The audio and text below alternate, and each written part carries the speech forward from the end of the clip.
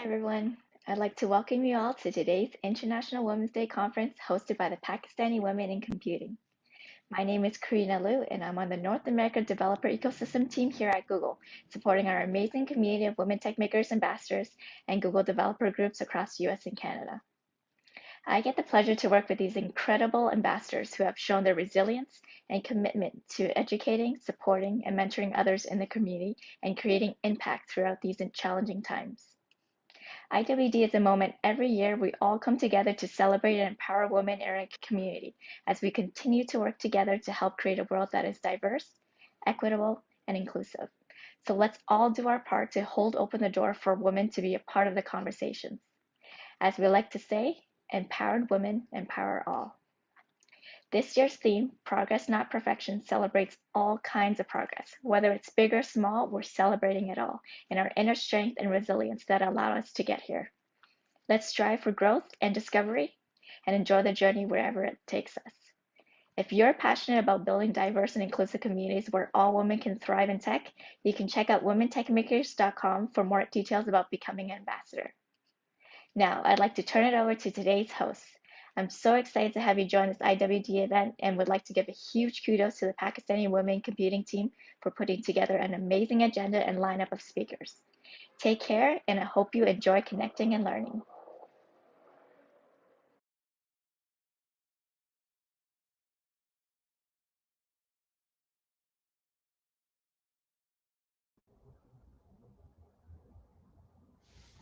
Hello, everyone. My name is Fahima Rafiqi. I'm in Google's Global Support and Tech Operations team, also known as GTech, and I help evolve the user's support experience throughout many of our different channels.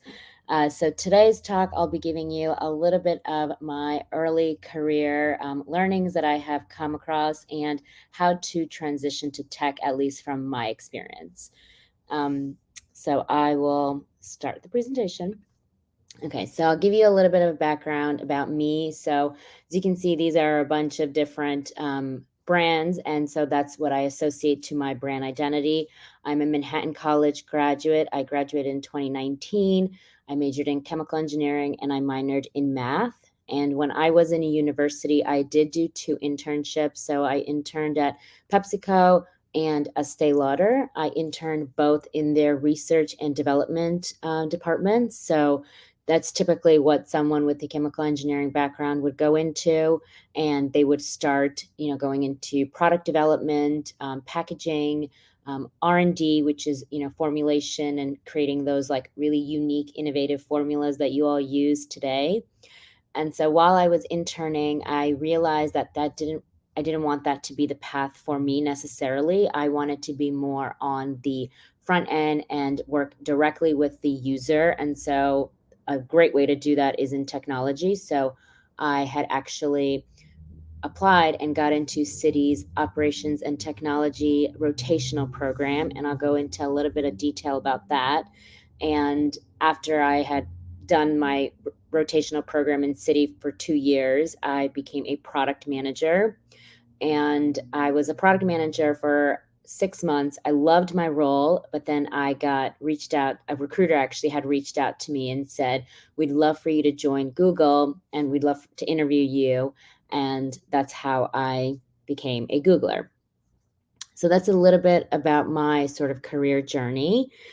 It's been very jam-packed, been very exciting, but I've learned a lot along the way. And so that's what I'm here for. And so I want to show what I have learned. So some of the lessons that I've learned in my very short career is a rotational program. I came in after graduating, I came through Citi as a rotational program analyst, and I absolutely loved it. And that is something that I highly recommend to anyone, even for people who know what they want to do. They have a set career path. They know they want to become a software engineer. They know they want to become a UX designer. I still think a rotational program is a great way to start your career because it is the only opportunity that you have where you can try a bunch of different things. and you can be exposed to different things and you can learn on your feet much quicker. And why is that important? Because in tech, that is something that is huge. Tech is a very huge evolving space. I mean, as you can see in the past 10 years, like the way technology has evolved is very different. So in 10 more years, it's only going to become that much more different. So you need to show that you are able to navigate the ambiguous, which is something that we talk about a lot. And so you'll be given an ambiguous project, you'll be on an ambiguous team. You might necessarily know what you're doing every single day for the next 6 months, and your project might change, but we need to know if you can be able to thrive in that kind of an environment, which is very, very prevalent in a lot of tech companies, especially at Google. So by you going through a rotational program, that exemplifies that. It shows that you're able to work with changing teams, you're able to work on different projects, you're able to navigate it, and you can do it in a manner where you're sort of you're independent. You don't necessarily have to rely on others. You know how to drive and you know how to execute. So, if possible, I do recommend people to either go through a rotational program. Of course, there are limited number out there, but every company, I went through cities, and I do highly recommend it. So, if you can, it is a great thing to take advantage of.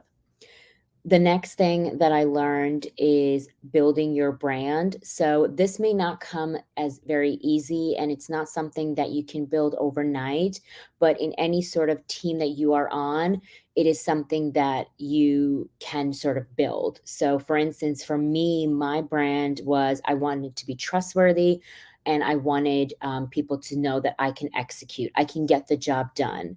So that is something that I wanted people to, when they thought of me, they thought of, okay, like this is Fahima. She can execute, she can get the job done, she's trustworthy, and we're going to assign her with this project or assign her with this initiative. And that is something that was very important to me. And so how I built it was very slow. It was a very slow and gradual growth, but eventually I was noticing that the projects that were given to me were more sensitive and more complicated in nature, and that's because my management had started to build that trust that I can do it. So you may not be assigned something so sensitive, something so groundbreaking from day one, because people need to know who you are and they need to trust you. But if you can exemplify your brand identity, what you want people to know in every single project that you do, that eventually is going to start building and building up. And then you will be pulled into those assignments, you'll be pulled into those initiatives, and that to me is where your career will definitely grow. A little bit about the roles that I had actually when I was in a rotational program. So I was a strategy analyst, and then I was a program manager. My first role, which was being the strategy analyst, from the time that I started to the time that I ended, it changed like dramatically. And how it changed was the types of projects that I was being assigned. I was given assignments to host offsites for our senior leadership team, where in the offsites, that's our strategy sessions. That's where our executives will come together and develop and talk about their 5-year strategy. It is a very sensitive, very sort of exclusive event, but because of the work that I had put out there in my smaller assignments, I was able to take that on. And so that goes back into building the brand, which I think is very, very important and something that you should think about from day one, because it sort of lays out your career. And that's not to say that you need to have just one brand identity. Of course, it's going to evolve, it's going to change, because we change. But just keep in mind that what do you want people to think about when they say your name? And so I'll go into building your network. So something that I learned was that the real world is not college. It was sort of a rude awakening for me. When I was in college, I will say I was sort of spoiled in the sense that I had great professors, I had great advisors. We had academic advising, we had career counseling, and then we also had professors. So there were people that I could rely on whenever I had a question, and there were people that I could rely on whenever I needed help, either applying to something, or they'd vouch for me when an opportunity came up. They'd say, "This is something you should definitely apply to. I see you in this role." So when I had left university and I came to city after graduating, I, of course, didn't know anyone, but I also realized that there is no sort of career development department in the company that I can go to the same way I would go to like my career development center at the college. They're there, but they're not as sort of structured as they are in university. You really have to find them. And so that's when I started to build my network because I needed those people. I rely on those people even today. I mean, there's no way I could ever have came to Google or have done anything I've done in my career without my network.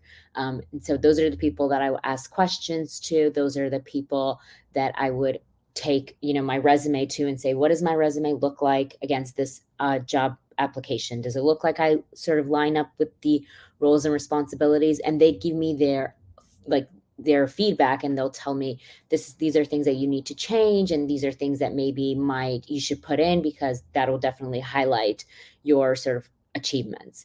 So building your network is very important, and it's not something that of course you can do overnight, but it's sometimes it's these little connections that you might make with people, whether it's on your team, whether you've attended an event at either virtually or in person at your company, and you sort of like spark a conversation with someone, and then you realize that that's someone that you enjoy talking to. So then you set up an informal one-on-one with them, and then you start to deepen your relationship. And those are the people that can then become part of your network. Some of them, if they're more senior, they might become your mentor. And then some of them, if they've definitely seen more of your work, they'll become your sponsor. And so that's an important distinction. A mentor is not a sponsor. A sponsor can be a mentor, but a mentor necessarily is not always a sponsor.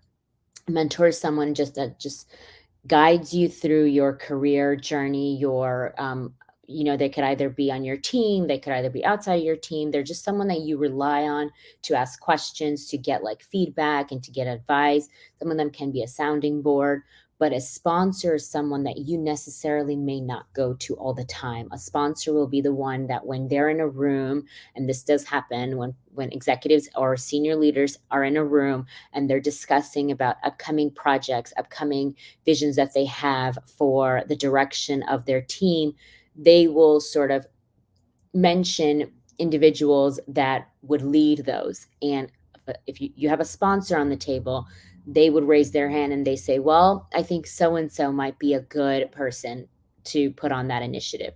Or it may not happen in that setting. It may happen when they're regrouping later on and they say, I definitely think this so and so can take this and lead this initiative. So the sponsor is someone that's going to vouch for you, is not afraid to sort of like say your name and put you on the spot, so to speak.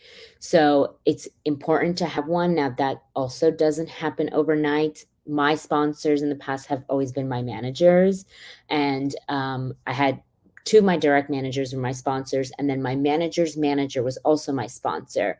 But she had only become my sponsor because of the type of work that I was doing and the feedback that my manager was giving to her. So it was sort of like it was feeding up through the chain. And so she had become my sponsor. So when she moved to another team, she had reached out to me and said, do you want a stretch assignment to sort of navigate your rotational program and then see if maybe product management would be something that you would want to consider. I had only gotten that stretch assignment through her. I never would have gotten it if I didn't sort of like build that relationship. So building your network, and then also a part of it is building those meaningful relationships. Had I not created those relationships, probably would have not become a product manager and had that very great opportunity. So those are very interconnected, but it's super important. And it's not something to like completely stress about. Like I need to have a network today. I definitely did stress about it because I wanted to have a network and I wanted mentors and right away, but I realized that slow and steady does win the race. And if I can just build meaningful relationships with each of my mentors, some of them can become sponsors, and that is definitely better. Of course, having a sponsor is super important. So something else that I did also sort of realize early on is being curious. So asking questions. And now I know, people might say there's no such thing as a dumb question. And I am going to repeat that because there really is no such thing as a dumb question. Oftentimes, when I would be in a new team, because when I was in a rotational program, I did rotate a few times. And so when I was in a new team, I would sort of observe the behavior. And I always noticed that those individuals that asked a lot of questions, those were the ones where typically got more involved. And so I saw it, I observed it, and so I realized that asking questions, no matter how dumb it is important, because when you're new on a team, managers and teams and the other team members, they know this is not something you've learned in school. They know this is something that, for instance, comes on the job and you have to learn on your feet. So do ask those questions. Also, it shows that you're curious. It shows that you're invested. It shows that you want to learn and that you want to do anything that you can to make sure that you get the job done. So I was very curious. I also made sure seeking feedback. Now, feedback may not be something that can be easy to hear. I know in the Asian community, I'm from Afghanistan, and so feedback can, especially in our community, is not something that everybody wants to hear. It's always like, okay, I don't want to hear this. People are involved in my life and, they're giving opinions. But when I sort of in corporate world, I realized that feedback is essential to like my career journey. No matter if it's good feedback or positive or negative feedback, it's something that I want to learn because I can only improve that way.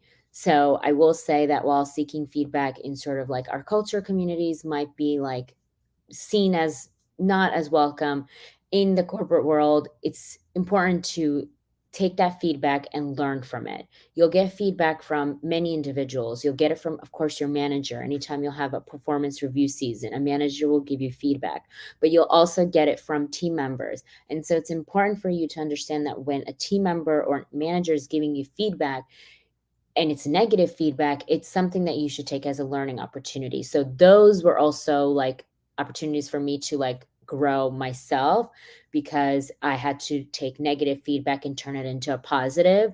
And the way you react to that is also very important. And so it's important to just understand that it comes from a positive and it just comes from an area where the manager and the team members, they really want to see you grow and have a great career. So feedback is also very important. And then opportunities. So because you're curious, so sometimes opportunities will come along the way. So for instance, the stretch opportunity that I did mention, had I not shown my curious nature before, and had I not, shown to this one particular leader that I was able to like navigate the ambiguous, and I wanted to learn, she probably never would have presented me with a stretch opportunity into product management. So that's how a lot of these things tie in, because one day someone will knock on your door and they'll say, I have something. Do you want to do it?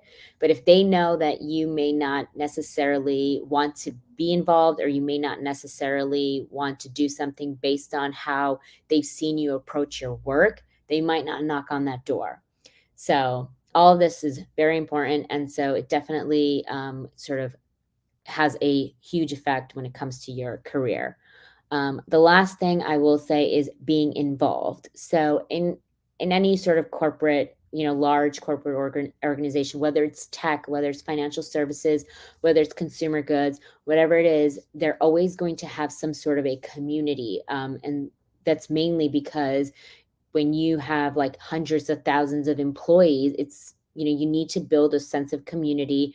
And some organizations, what they'll do is they'll have philanthropic communities, they'll have like social communities, they'll have cultural communities, they'll have DEI type communities. So I wanted to get involved as quickly as I can So when I was at Citi, I was involved in some of our employee resource groups. So those are like our Asian heritage networks or our Black networks or our Hispanic networks.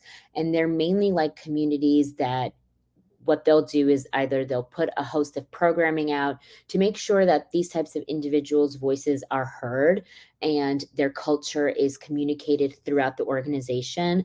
So I was involved in our Families Matter network because family to me is super important. And even though, and especially like in the Asian community where it's kind of, well, it's not kind of, it's actually super difficult to navigate a home life and a career life. I'm married and I do have in-laws that do visit time and time, and so it's a balance for me when it comes to like balancing my career and balancing my home life because I want to put 150% in each one of them.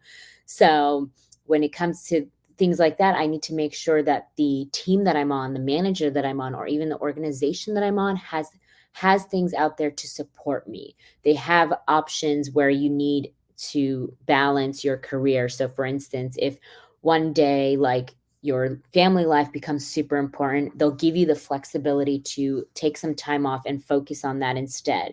If an organization doesn't have that, how am I able to like even do both, because I would have to pick one over the other. And so that's something that I definitely look for. And so that's why I would get involved into a network like that who works with senior leaders in the organization to make sure that the company has these types of practices to make sure these types of employees are supported. So that's something that was also very important for me to be involved. And that's actually how I met a lot of amazing people and a lot of amazing friends. So we bonded over these types of sort of things that we wanted to sort of message across. And so they became like really good friends. And I'm actually friends with them even today, even though I've left Citi. So if you want to sort of like be involved, and I think most of you who are part of this, part of PWIC, you have that sort of like community and you want to sort of build a community as well. It would be super important for you to get involved and it would be super great as well. So these are some of the lessons that I learned. And so now I'll go into how I sort of broke into tech, which I think a lot of you want to hear about. And so I think that would be like more of definitely something that can be more valuable. So breaking into tech, I know I'm on social media. I see all the sort of tips and tricks that are out there. And I actually hate using the word breaking into tech, but I had to put it in here to sort of like, you know, put out the agenda. But really, there really is nothing to break into. It's just a different industry, but it's an industry. So that's as different as it may be, there's a lot of similarities. And so one of the similarities in the sense of like, you need to show that you're a hardworking individual. You need to show that you have a great team. You're a great team player. You can get the job done. So all of these things are super important. But the slight difference could be that the culture in tech is very collaborative. So if you have come from an industry where the collaboration might not be so much, that's something where you need to show that you can work in a collaborative environment. So for example, in my role today, I work on a 15-member team and my projects change from quarter to quarter, because we collaborate with many different people across the team. So, but it's not something that you like necessarily like you need to like go out there and you need to necessarily do this. You have this, need to have this in background. You need to have this certification. You need to have this. It's not necessarily that type of a formula for you to break into tech. There are just certain things that you need to sort of highlight in your resume or in your interview that'll show them that you would be a great candidate and you would fit into the culture of tech. So some of the things that were important that I had, that helped me sort of transition from financial services to tech was having a standout resume. So your resume is the first thing that anybody at Google, Apple, Meta, whatever will see. So you need to make sure that your resume is top notch. And oftentimes I'll see resumes that they'll look really good, but they don't necessarily sort of match the job description. And I'll get into that a little bit later. But having a standout resume is super important. Networking. So attending events like this. So while you build your network inside the company, it's also important to build your external network, because those are the networks that you can tap into when it comes to like referrals, which are super important as well. And that's definitely a way for you to like land an interview and become part of that recruiting process at Google. I will say though, I applied to Google with a referral and I got denied all three of my applications. So referrals, while they can work, they also, majority of the time, do not work.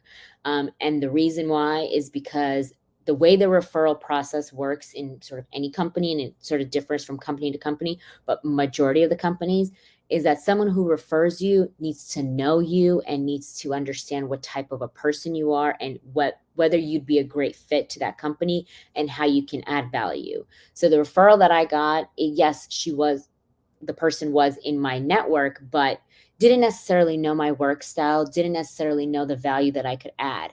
So it just didn't work out like that. And also the application, my assumption with referral, and this was sort of an early on assumption that I sort of learned and now I'm sharing, is that when you apply with the referral, you need to be very, very, very careful, because while with a referral, you're sort of almost guaranteed that a recruiter will look at your resume and your resume will actually be picked up. And that's not necessarily guaranteed, but there's a high possibility of it. You need to make sure that the role that you did apply to, you would be a great fit for it. You either have met all of the qualifications or you've like exceeded all of the qualifications. Because if not, your resume most likely will not be passed through. So that's something that I did learn on. I sort of like applied to jobs that I thought I would be a great fit to based on like my background, but didn't necessarily meet all of the qualifications. And so that didn't happen. So yeah, networking is super important. You can get those referrals from your network, but just be extremely cautious about the referrals. Use them to your advantage and not to your disadvantage. And so some of that network that you can build is on LinkedIn. Like LinkedIn is a great source to use. And I know there are so many people that talk about the power of LinkedIn, but there really is. I mean, before LinkedIn, if you ever thought about it, you didn't know which individual worked at any company unless they actually told you. But because they're on LinkedIn, you're able to search a company, and you're able to find the employees that work at that company, and you're able to just reach out with a click of a button and say, can I have a 10-15 minute intro conversation into what you do? Like that is super powerful. And so I'm not saying you should go on like a LinkedIn frenzy and just start like reaching out to every single person, but if you do it in the right way, and if you do it in a targeted way where you're reaching out to individuals that you really do want to know what they do in their day job, and you just want to understand sort of what a day in the life of is, then you definitely see some success when it comes to reaching out to people on LinkedIn. So that is something that is definitely super important that you can use to sort of transition to tech, is reach into LinkedIn and start getting those referrals and building those relationships. So I did touch a little bit about this, but targeted application. So that's actually one of the reasons why I didn't get into Google right away, was because my application was not targeted. I used the same resume for the same 3 job applications. And in my book, that is like something that is a no-no, because the job applications were very different. And so I should have had 3 resumes. But of course, it's a lesson that I learned. And so now I'm sharing that it's important that maybe, I mean, of course, I've put it out there that you shouldn't be using the resume more than twice. That's generally a good rule. Like you should make sure that you look at your resume and you've sort of mimicked the job application, and you've put in experience that can be easily connected to the roles and responsibilities that are listed in that job application. Super important to sort of match it. If a job application has a so-and-so role and responsibility, there needs to be a line somewhere on your resume where it shows that you've either done that role and responsibility or you can based on something that you've done in the past. So targeted applications are definitely very, like, they're the way to go. The law of large numbers. So this is something that a professor had told me in university, and I really didn't think of it, but it is very true. The law of large numbers, the more roles you apply to, the higher your chances are of an interview, the higher the chances are of a actual offer. So it's just the law of large numbers. The more you apply, the higher your chances are. And so when I was in university, I didn't think much of it. But when I was actually applying to roles after my rotational program, I realized that this is definitely true. So it's something that, you can definitely do. And of course, that doesn't mean you just, well, at least in my opinion, you wouldn't necessarily go in on Glassdoor and LinkedIn and then just click easy apply for every single job application. But you should maybe look into into companies and into roles that you may not necessarily target right away because they're not the dream job, but you fit all of the roles and responsibilities, and it does sound like a good opportunity, but it wasn't like number 3 on your list necessarily. So then you apply, because if you apply and you do get an interview, well, that goes into the next thing, which is practice, practice, practice. Sometimes these interviews, while you may not be 100% interested in the role, you may find that while you're interviewing, there's actually something that you do like about the team, or that you've come across, and so you actually want to pursue that opportunity. But another part of that is their interviews and practicing. I can't stress it enough. Like, practice, practice, practice. And I know I've repeated that, but it may sound easy to interview, but the tech interviews are very, very hard. They're extremely tough. But I mean, it's not necessarily like you can't pass them. Of course, you can pass them, but you can only pass it if you practice. It's not something that you can sort of prepare an hour in advance for and then sort of interview. When I was preparing for my interview for Google, I treated it very differently. I made sure I had done all the research. Of course, I do research in any single interview, but I knew that with Google, it's going to be different. I need to show that I have gone above and beyond with my research, with my background that I've done on the company, and also in how I'm delivering my answers when it comes in an interview. So, of course, Google interviews, as you all are probably aware, they're behavioral based for most of them. And then for the tech interviews, there is going to be a tech exercise.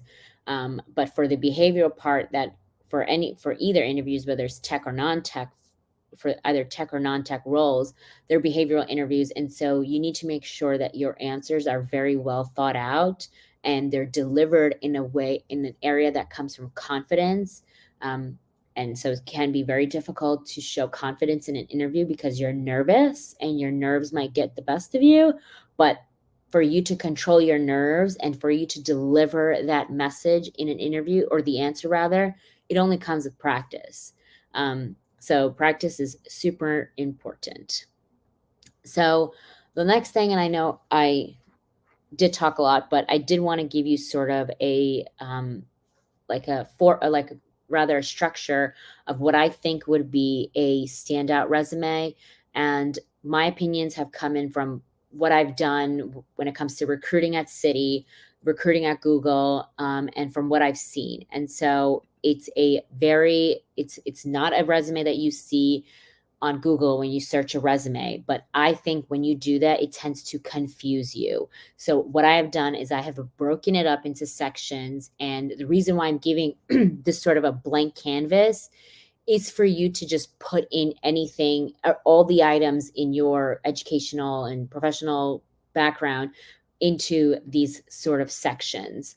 Anytime I would look at a resume for what's a great resume to use at Google, there would be more than 1 million results.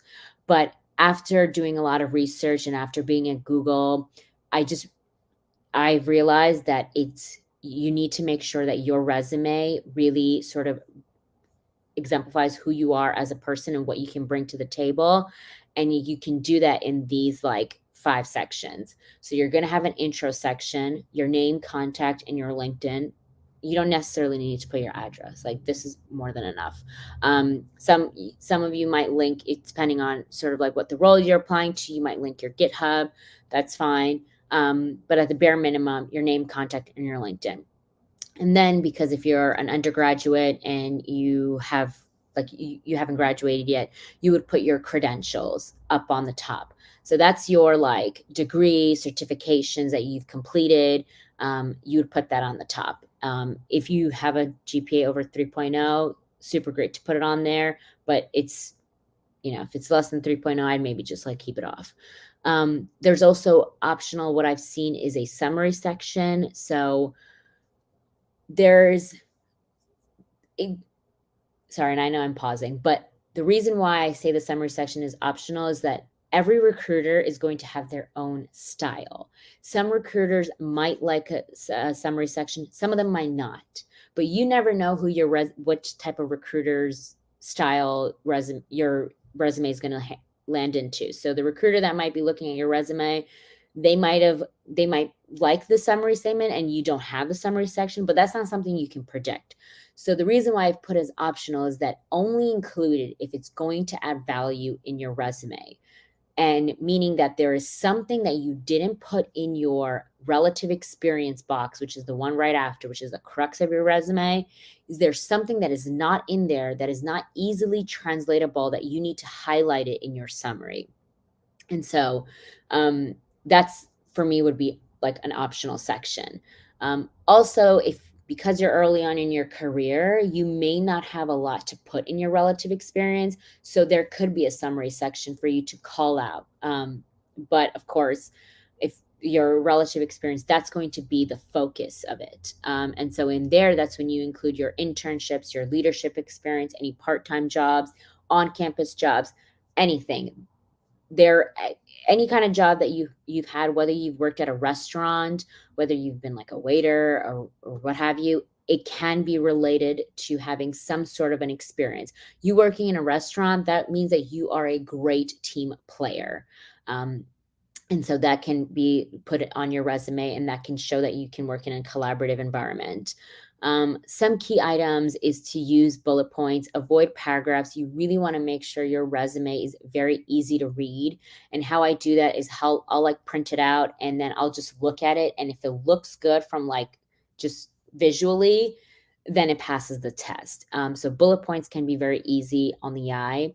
Of course, starting each sentence with an action verb shows that you are an action-oriented person, and try to avoid very descriptive bullet points of like what sort of the responsibility, like you are responsible for XYZ. More show your impact, and it would be great if you show your impact with numbers, and percents tend to be easier to read here.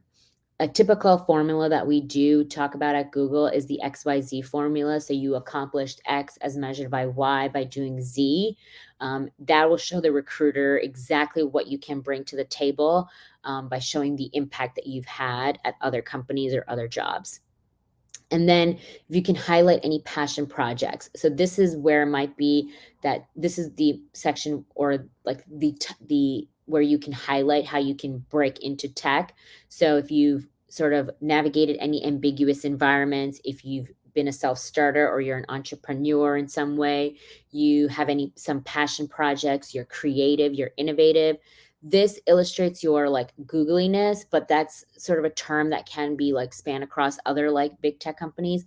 Those are the types of individuals that can really thrive at the culture that we have at big tech. So you are a self-starter, you can navigate like ambiguous environments, like, and you're okay with that, you can thrive in it. You are passionate about other causes, because at Google or in other companies, they give you opportunity to work on your passion projects. And so it's important for you to like sort of highlight that, because that'll show that you're a great fit here at Google. So that would be in your like relative experience or related experience to the job opportunity. And then below that, you can pull your skills, your languages, the tech stack, anything else that you have as far as skills go. If you speak another language, important to also put there, because Google, as much as like any other tech company, it's a global company. So if you can speak more than one language, that is great. And then I also like to include an interest section. A recruiter is going to be it's a human being. They want to know what you're interested. So when they look up your resume and they see that, you have an interest that, they are also interested in, it can be something that they want to reach out to you. And like, that could be a conversation starter. So I would not miss out on putting in the interest section. I think it's super important to have. Key little sort of items is make sure you use a sans serif font. Of course, those are the ones that pass the system the best. No more than one page, especially at the career level that you all are at. You would typically use 2 pages if you're like applying to become a managing director somewhere, which is like 20, 30 years of experience. Font no less than 10 point. And then think of each line as adding a monetary value. If you were to think of like a resume has 100 lines and each line costs $1, does that sort of add any monetary value to the line, to the overall resume? It's super important because this is the only opportunity you have to show a recruiter that you would be a great fit. So with that said, I know we are a little bit over time, but I will sort of take questions if you all have any. I do want to say I'm super excited, and I'm super excited that this has been on. I've been here to sort of share my career journey. I am available on LinkedIn if you all have any questions or you just want to learn a little bit more about what I do at Google. But yeah, so I can take any questions we have. Okay, so we have a question from Huda. What would you recommend highlighting most in your resume to demonstrate you'd be a great fit for the tech culture? So that goes back to, do you have anything where you've been an entrepreneur, a self-starter? Was there any sort of job that you had where it was an ambiguous job, you didn't know what the roles and responsibilities were, but you were able to navigate that and drive impact?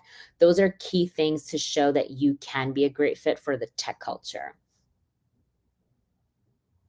Are rotational programs only for recent grads? Which programs can professionals sign up for which would have similar opportunities? Typically, rotational programs would be for recent grads or with individuals that have 1 year or 1 to 2 years of like actual work experience after graduating. There are certain rotational programs that are at the master level. So I know at Citi, there was a program specifically targeted for MBA applicants. So if that's something that you fall into, there's plenty of those as well. Oh, this is a great question from Hamna. What if a company does not have communities? What should you do then? You create the community. If there isn't a community that sort of aligns to your core, your values, then you create one. So at Google, we didn't have the Afghan Googlers network for a while, and there were a few Afghan Googlers that they went and created a community. At Citi, where I was, there wasn't a community targeted for the Muslim population. So while we didn't create a Muslim community, but we hosted a bunch of events similar to like this one, but also around Ramadan and how to support employees during Ramadan. So that's something that we did. If it's not there, by all means, that's something that you can sign up and take initiative and take lead to do. And those are the types of individuals that will definitely thrive in a tech company. So I think that's all that we have for today. It's been super fun.